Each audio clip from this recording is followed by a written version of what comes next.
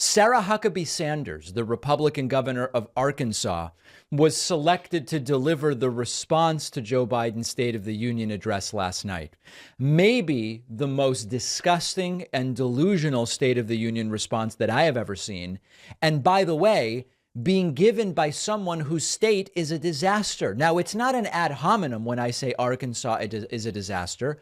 It is empirically a disaster. It is the seventh worst state in the country in terms of places to raise a family, 45th for health and safety, in the 5 worst states for violent crime per capita, 47th in infant mortality, 41st in education, 41st in the economy. The state is a disaster, and Sarah Huckabee Sanders is spending time and resources on things like, for example, banning the teaching of critical race theory in Arkansas public schools, which wasn't being taught anyway. And she is selected to deliver the response. Okay, we knew it would be a big anti-woke party. And indeed, Sarah Huckabee Sanders starts her response speech basically by calling Biden a liar. And she knows a lot about lying, that's for sure. She was Trump's press secretary for a while. 4, 3.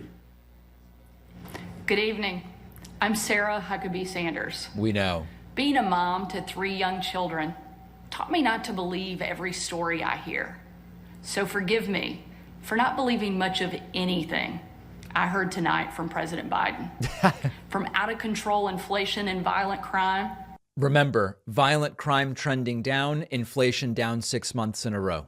To the dangerous border crisis and threat from China. Remember that nothing has substantively changed with border policy from Trump to Biden. The China thing is sort of like an amorphous one. Biden and the Democrats have failed you. They know it, and you know it. Nothing really factual there, but an interesting way to start. She then goes really hard into the woke stuff, claiming, listen, we got sucked into this culture war. We didn't want it, which is quite a bit of revisionist history. And while you reap the consequences of their failures, the Biden administration seems more interested in woke fantasies than the hard reality Americans face every day. Most Americans simply want to live their lives in freedom and peace. But we are under attack in a left-wing culture war we didn't start and never wanted to fight. Hard to imagine a bigger lie than that. Republicans, realizing they were failing on policy and that the country was turning on them on just about every issue, decided we are no longer going to fight for policy. We're just going to fight the culture war. This is quite literally the opposite of the truth. Every day we are told we must partake in their rituals, salute their flags, and worship their false idols. All while big government colludes with big tech to strip away the most American thing there is. Your freedom of speech. Another dog whistle that they use endlessly to point the finger at all sorts of different parties over people's supposed speech being taken away when it is not. Now, Sarah Huckabee Sanders did say one thing I agree with. She meant it differently, but she said that the dividing line is now between normal and crazy. I agree with that. I disagree with her about which side is crazy. The dividing line in America is no longer between right or left. The choice is between normal or crazy. True. It's time for a new generation of Republican leadership.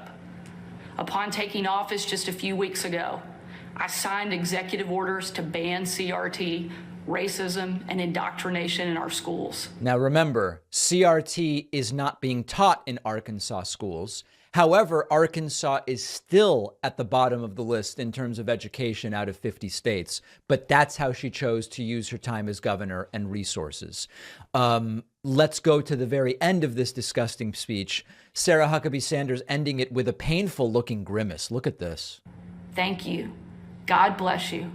And God bless America. Yeah.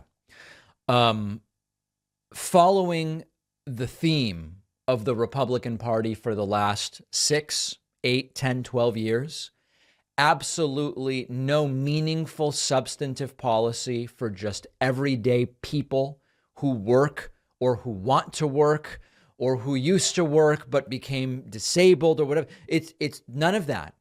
Just culture war, dog whistles, anti-wokeness, and a focus on issues that aren't even really issues, and of course, completely strawmanning the totality of Joe Biden's speech.